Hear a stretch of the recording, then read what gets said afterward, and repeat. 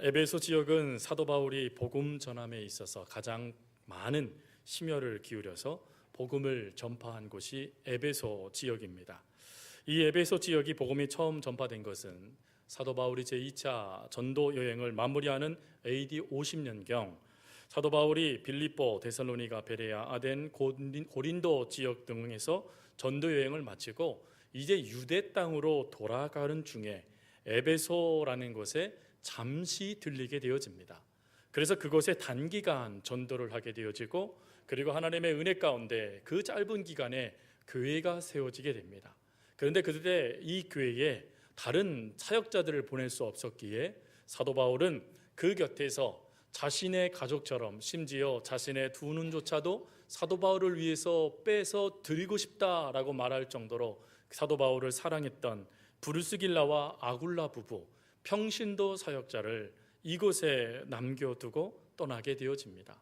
그리고 3차 전도 여행 중에 다시금 에베소 지역으로 들어오게 되어지고, 그곳에서 2년 3개월 동안 우리가 잘 알고 있는 두란노 서원이라는 곳에서 하나님의 말씀을 강론하고 주의 복음 앞에 많은 이들을 이끌게 되어지는 말씀, 그리고 그 모든 역사의 능력이 더해졌던 곳이 바로 에베소라는 곳이었습니다. 이곳에서의 사도 바울의 사역이 얼마나 강력하고 위대했던지, 이곳에서 여러분 잘 알고 있는 사건, 마술사들이 자신들의 책을 태워버리는 사건이 나타나죠. 오늘날로 환산해 보니 대략 한 100억 정도 되는 금액입니다. 그 100억 정도 되는 엄청난 돈에 그 마술책, 자신의 생계와 같은 그 모든 것들을 불태우는 역사들이 바로 이 에베소라는 지역에서 나타나게 되죠.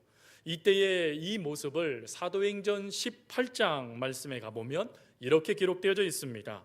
주의 말씀이 흥황하여 세력을 얻으니라.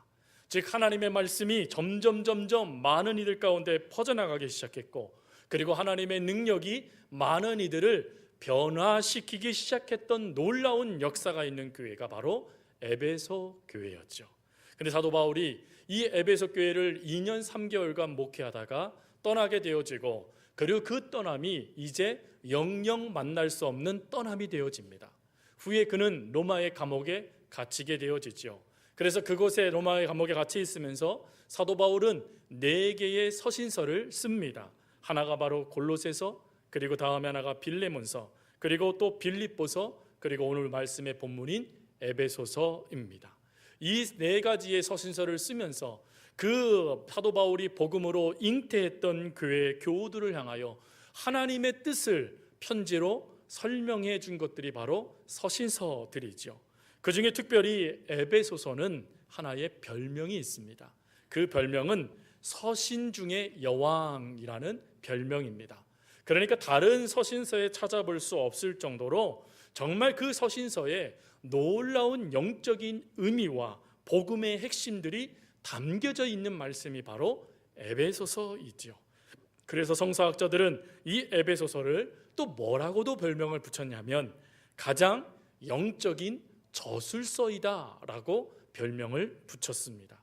여러분, 이런 영적인 저술서에는 2가지의 큰 틀이 하나가 있습니다. 하나는 교회는 무엇인가, 교회는 어떻게 서야 되는가에 대한 말씀이 구체적으로 담겨져 있는 것이 에베소서이고, 그리고 이 교회가 복음 안에 하나 될 수 있는 또 다른 능력은 뭔가, 그것을 기도라는 것으로 통하여 설명하고 있는 것이 에베소서입니다.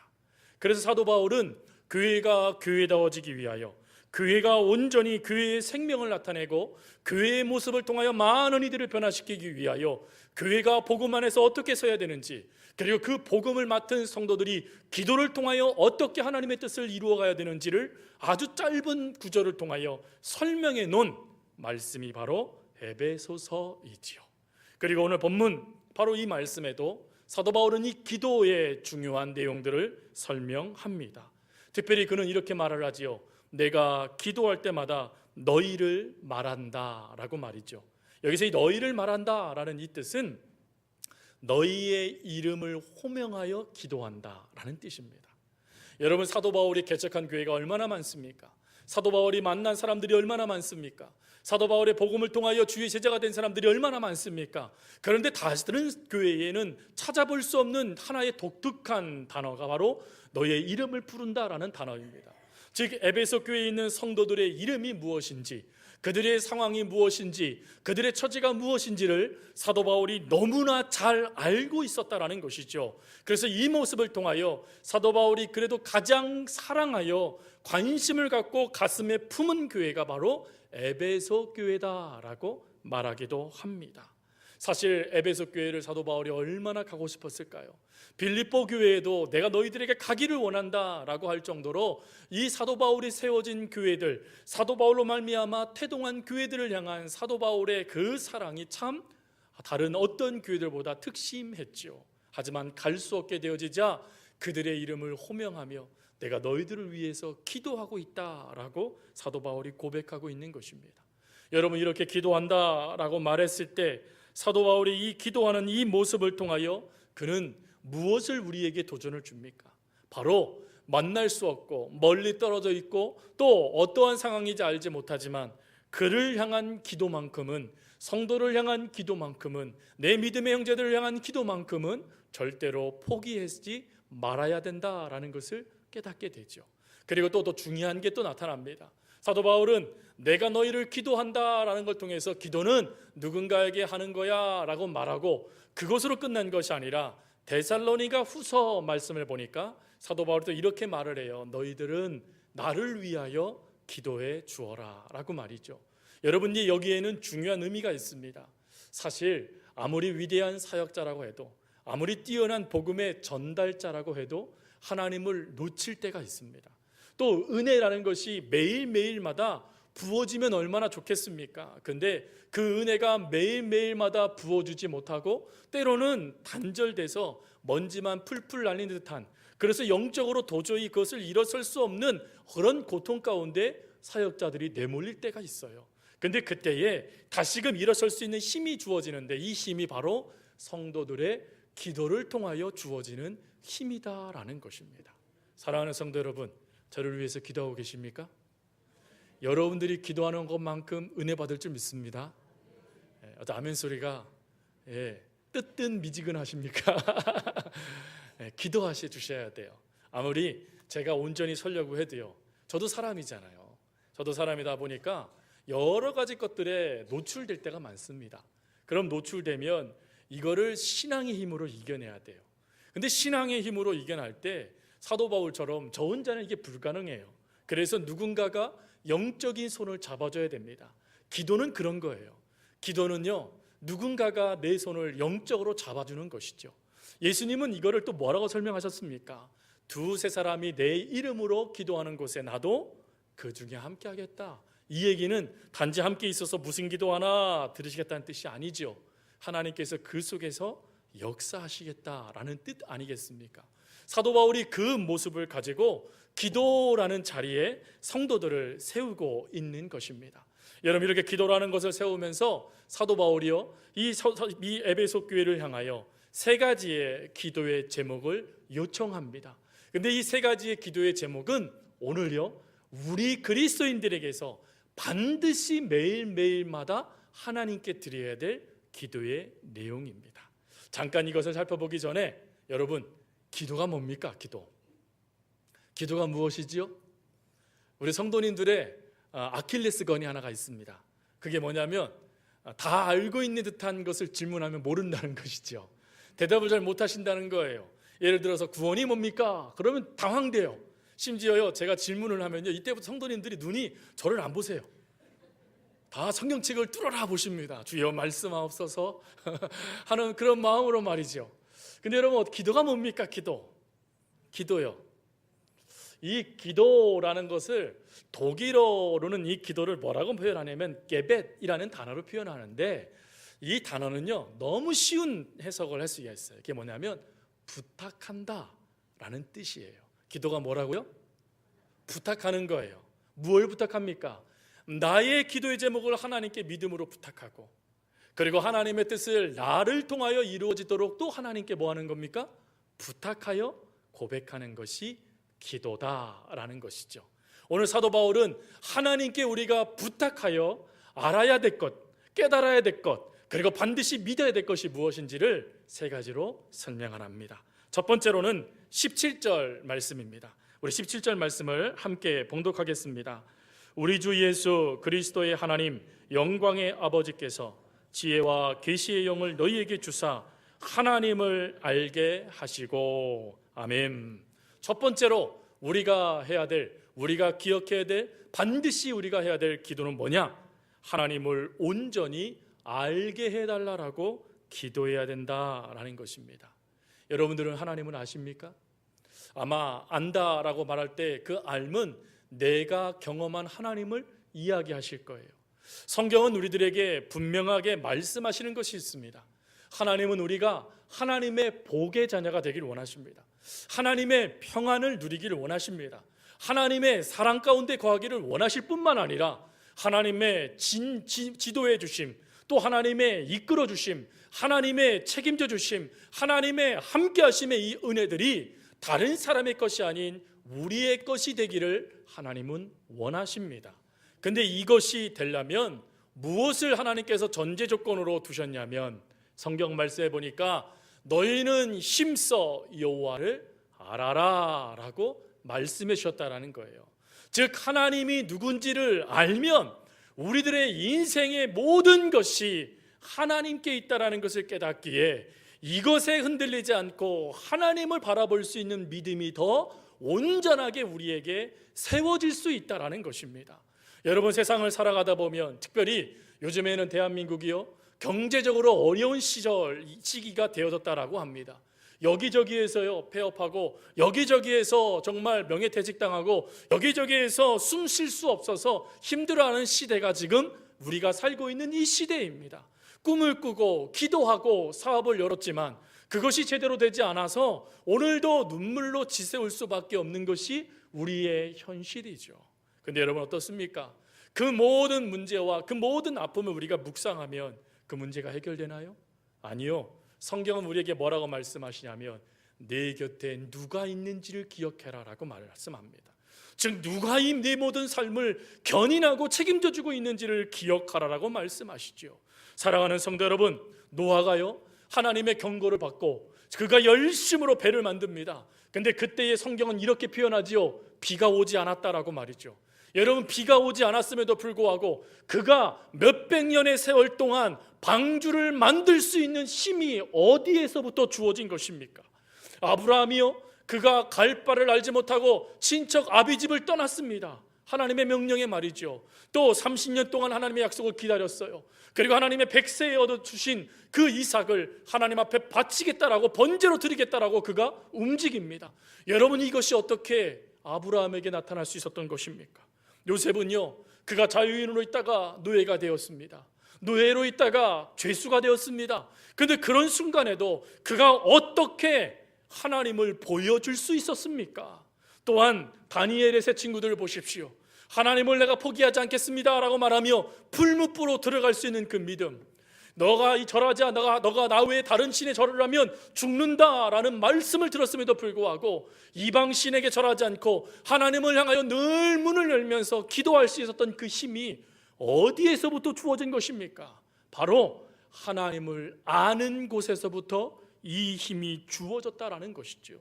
사랑하는 성도 여러분, 우리가 하나님이 누구신지를 알기 시작한다면, 우리가 하나님이 어떤 분이신지를 경험하기 시작한다면 우리는 세상의 삶의 여건과 그 모든 풍파에 흔들리지 않습니다. 왜요? 그것을 뛰어넘으시는 역사하시는 하나님이 우리의 아버지이시기 때문에 그렇죠. 그 하나님이 우리에게 뭐라고 말씀하셨습니까? 내가 결단코 너를 떠나지 않겠답니다. 버리지 않겠답니다. 주무시지도 않고 졸지도 아니하시는 하나님께서 너를 눈동자와 같이 지키신다라고 말씀해 주셨어요. 근데 이것이요 하나님 말씀을 들을 때는 인정되고 깨달아지는데 삶에는 이게 놓쳐지는 거예요. 그러니 사도 바울은 말하는 겁니다. 기도로 하나님이 누구신지를 날마다 깨달아라. 기도로 너와 함께 하시는 이가 누군지를 밤마다 날마다 기억해내라 라고 말이죠. 여러분, 우리가 하나님을 기억해내면, 하나님이 어떤 분이신지 우리가 믿기 시작하면 그 하나님의 관점으로 모든 것을 보게 될 것이고, 제 뒤에 주어지는 결과물이 아닌 그 모든 것을 역사하시는 하나님이 우리의 아버지시기 때문에 우리는 혹 넘어질지언정 아주 엎드려지지 않는 것은 주께서 우리와 함께 하시다 라는 그것을 믿고 일어설 수 있게 되어집니다. 그러므로 사랑하는 성도 여러분, 기도하며 하나님께 간구하십시오.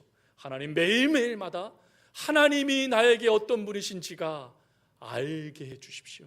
하나님, 매일 예배를 드리며 하나님 앞에 나와 말씀을 들을 때 그 속에 그 역사하시는 하나님을 경험할 수 있는 주의 자녀들이 되게 해주세요 라고 기도할 수 있는 우리가 될 수 있기를 바랍니다. 그리고 두 번째로요, 우리가 어떻게 기도해야 됩니까? 오늘 18절 말씀입니다. 18절 말씀을 다시 한번 봉독하겠습니다. 너희의 마음의 눈을 밝히사 그의 부르심의 소망이 무엇이며 성도 안에서 그의 기업의 영광의 풍성함이 무엇이며. 아멘. 두 번째로 우리가 기도할 제목은 무엇이냐? 하나님이 우리를 부르신 소망이 무엇인지 알게 해달라고 기도해야 된다라는 것입니다. 여러분, 하나님께서 여러분들을 부르신 소망, 그것이 무엇인지 아십니까? 하나님이 여러분들을 왜 부르셨다라고 생각하십니까? 사도 바울은 골로새서 3장 15절에 하나님이 우리를 부르신 이유는 두 가지입니다 라고 설명을 합니다. 첫 번째, 그리스도의 평강이 너희 마음을 주장하게 하기 위하여. 하나님이 우리를 부르셨다라는 거예요. 그리스도의 평강이 뭡니까? 하나님이 우리의 삶의 주인이 되기 위하여 우리를 부르셨대요. 그리고 두 번째, 그 다음 말씀해 보니까 너희 평강을 위해 한 몸으로 부르심을 받았나니 너희는 또한 감사하는 자가 되라. 두 번째로 우리를 부르신 이유가 뭡니까? 감사하는 자가 되기 위하여 부르셨다라는 거예요. 사랑하는 성도 여러분, 오늘 아침에 눈을 뜨자마자 하나님 감사합니다, 나에게 새 생명을 허락해 주셨으니 감사합니다 라고 기도하셨습니까? 아니면 눈을 뜨자마자 아이고 교회 늦었네, 빨리 가야 되겠네 하고 오셨습니까? 여러분, 사실 우리는요, 우리의 생명이 우리가 기대한 것만큼 그렇게 유한하지 않는 것 같습니다. 무한하지 않는 것 같아요. 그러다 보니까 오늘 밤에 내가 잠을 자며 내일 아침에 내가 깨어날 거라고 우리가 믿지만 그대로 되어지지 않는 일들이 참 많지요. 내가 우리 가족과 함께 몇십 년 행복하게 살 거야 라고 다짐하지만 오늘 내 곁에 떠난 일을 우리가 두 번 다시 보지 못할 때도 있지요. 여러분, 이런 상황 가운데, 이런 것 가운데 우리들이 주어지는 삶을 살아갑니다. 그런데 여러분, 이런 것들의 삶이 우리의 심령을 무너뜨리기 이전에 하나님은 먼저 우리들에게 두 가지를 말씀하신 거예요. 너의 삶의 주인이 누구냐? 내 삶은 누구 것이냐? 그리고 내 삶을 통하여 감사를 받을 이는 누구냐? 때로는 아픈 일 때문에 내 몸이, 내 영혼이 갈기갈기 찢어지는 듯한 고통이 밀고 들어와도 그것을 능히 기쁨으로 바꾸어 주시고 능히 감사로 바꾸어 줄 이가 누구냐? 그것을 깨달을 수 있도록, 그것을 믿을 수 있도록 하나님은 우리를 불러주셨다라는 것입니다. 더군다나 오늘 말씀에는요, 거기서 끝나지 않아요. 두 가지의 놀라운 은혜를 더해주기 위해서 우리를 불러주셨대요. 첫 번째는 무엇이냐? 기업의 영광의 풍성함이라는 말씀입니다. 여기서 이 기업은 무엇을 의미하는 것이냐면 하나님을 의미하는 단어입니다.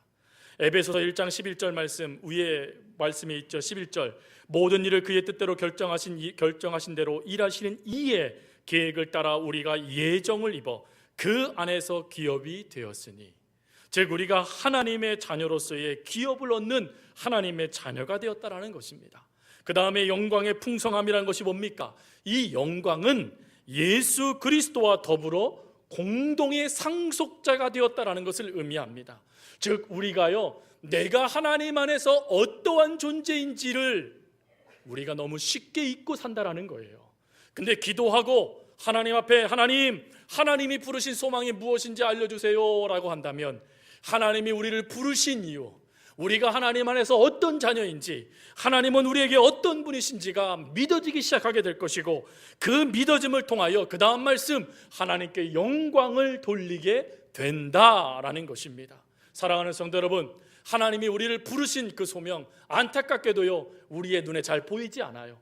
안타깝게도요 하나님이 우리를 왜 서호교회 보내셨는지 그게 잘 깨달아지지가 않아요. 왜 하나님이 내가 다른 교회 가지 않고 이 교회로 앉아서 하나님 말씀을 듣게 하고 신앙의 터전을 세우게 하셨는지 잘 깨달을 수 없을 것 같아요. 그래서 사도 바울은 부르심의 소망이라고 말한 겁니다.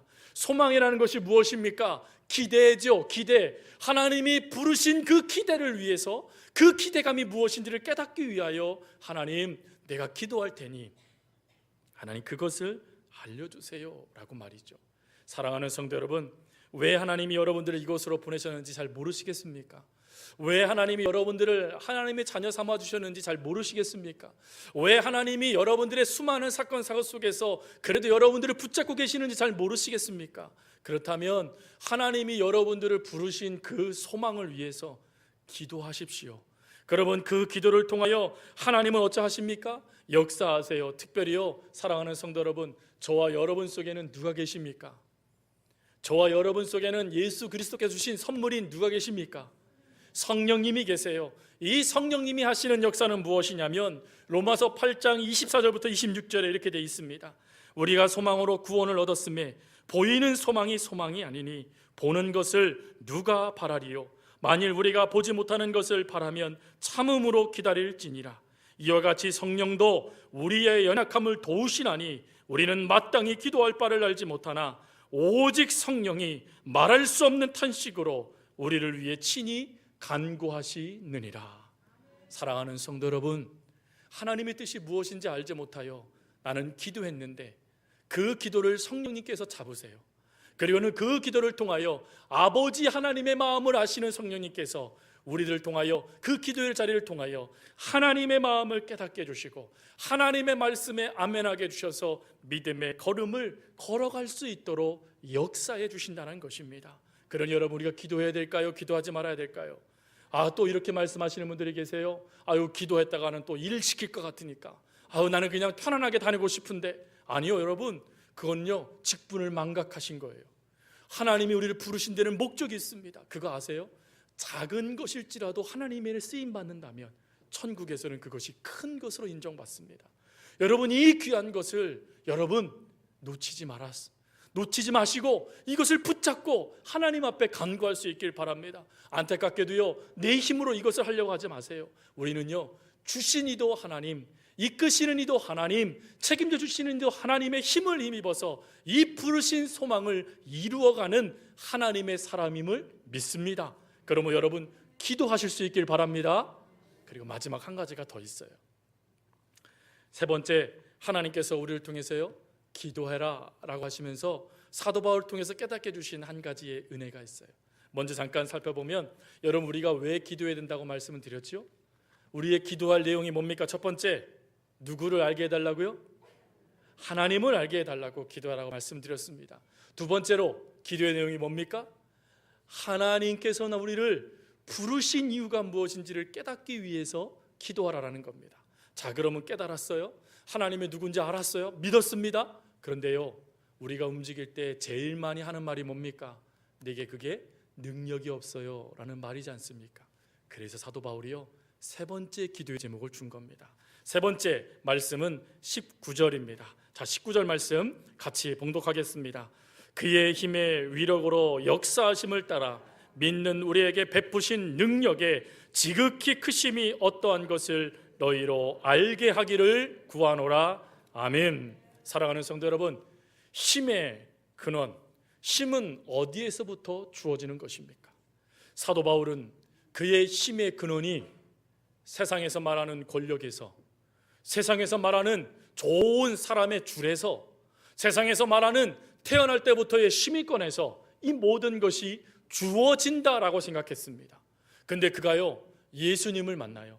그가 예수님을 만나자 여러분, 이 모든 힘의 근원이 세상이 아니고 또 사람의 질서, 가말리엘 학파의 그 질서가 아니고 하나님의 힘으로 되어지는 것이구나라는 것을 그가 깨닫게 되어집니다. 그래서 그 깨달음을 가지고 그가 무엇합니까? 나의 나된 것, 내 안의 힘은 예수 그리스도로 말미암아 주어지는 것입니다 라고 그가 이야기하고 있더라라는 것이죠. 여러분, 사도 바울이 얼마나 큰 전도의 역사를 일으켰습니까? 그가 얼마나 많은 하나님의 사람들을 세웠습니까? 근데 그가 뭐라고 말하는 줄 아십니까? 이것은 내 힘으로 된 것이 아니요 하나님의 힘으로 된 것입니다 라고 고백하고 있더라라는 것입니다. 사랑하는 성도 여러분, 이 힘이 누구에게서부터 주어진 것입니까? 예수님으로 통하여 주어진 힘입니다. 그러면 여러분, 이 힘이 여러분 안에 있습니까? 없습니까? 여러분들은 예수 그리스도의 이 능력이 여러분 가운데 있습니까? 없습니까? 여러분 기억하셔야 돼요. 어느 한 신학자가 이런 말을 했어요. 모든 크리스찬들이 놓치는 것이 하나가 있는데 그것은 우리 안에 있는 능력이 하나님께 있다는 것을 인식하지 못하는 것이다 라고 말을 했습니다. 사랑하는 성도 여러분, 우리가 기도하면서 아버지라고 말씀하시는 하나님이 우리 안에 계세요. 그 하나님의 능력이 두나미스 폭발하듯이 우리 가운데 역사하고 계세요. 근데 우리는 이것을 믿지 못하니 주눅듭니다. 이것을 믿지 못하니 두려워합니다. 이것을 믿지 못하니 넘어져서 또다시 죄인이라고 가슴을 치며 하나님 앞에 서 있는 것 아니겠습니까? 그러나 여러분 기억하세요. 기도라는 것 통해서 우리가 내 힘의 능력이 하나님께 있습니다 라는 것을 기도를 통하여 깨닫게 되어지면 여러분, 우리의 기도는 능력이 되고 그 능력은 역사가 되고 그 역사는 하나님의 나라에 확장하는 큰 하나님의 은혜가 되어질 수 있다라는 것입니다. 사랑하는 성도 여러분, 우리에게 하나님의 능력이 있습니다. 모든 것을 말씀으로 지으신 하나님의 능력, 모든 것 가운데 역사하시는 하나님의 능력, 모든 역사의 주인 되시는 하나님의 그 능력이 원자 폭탄보다 더 강력한 하나님의 능력이 저와 여러분 가운데 있습니다. 이것을 깨닫고 믿게 되어질 수 있도록 기도하라는 거예요. 매 순간 내가 나로부터 힘이 주어진다라고 착각하니 지치는 것이고, 모든 것이 세상으로부터 주어지는 힘이라 생각하니 하나님 던져버리고 세상을 붙잡는 것 아니겠습니까? 근데 기도하면 힘은 하나님께 있구나. 내가 살아갈 힘은 하나님께 있구나. 내가 이 문제를 해결할 힘은 하나님께 있구나. 이 외로움, 이 고통, 이 절망을 극복할 수 있는 힘도 하나님께 있구나 라고 깨닫게 되어지고, 그리고 그 힘을 빌어서 우리가 드디어 일어설 수 있게 되어진다라는 것입니다. 사랑하는 성도 여러분, 말씀을 마칩니다. 여러분들에게 능력 주시는 이는 누구십니까? 여러분들의 길을 인도해 주시는 분은 누구십니까? 여러분들의 생명을 주시는 이는 누구십니까? 여러분을 통해서 영광을 받으시는 이는 누구십니까? 여러분들의 인생을 표대를 향하여 끝까지 달려갈 수 있도록 역사하시는 이는 누구십니까? 하나님이십니다. 그 하나님이 오늘 저와 여러분들에게 능력을 주셨고, 여러분들이 저 하나님 안에서 누군지를 깨닫기를 원하시며, 그리고 그 하나님께서 여러분들에게 어떻게 역사하고 계시는지를 온전히 믿도록 만드시기 위하여 기도해라 라고 우리에게 말씀해 주셨습니다. 여러분들이 앉아서 여러분들이 버티어 서서 지켜야 될 기도의 자리는 어디입니까? 여러분들이 무릎을 꿇고 하나님의 능력을 간구하며 여러분들이 하나님의 이 능력이 내 안에 있음을, 여호와는 나의 목자 되신 하나님께서 나와 함께 하심을, 내가 하나님의 자녀됨을 감사하며 다시금 일어서서 나아갈 수 있는 그 힘을 하나님은 그 기도의 자리를 통하여 우리에게 주고 싶어 하십니다. 여러분, 이것을 받고 간증할 수 있는 우리들, 그리고 기도함을 통하여 하나님의 삶을 살아갈 수 있는 우리 모두가 되어줄 수 있기를 간절히 주님의 이름으로 부탁드립니다.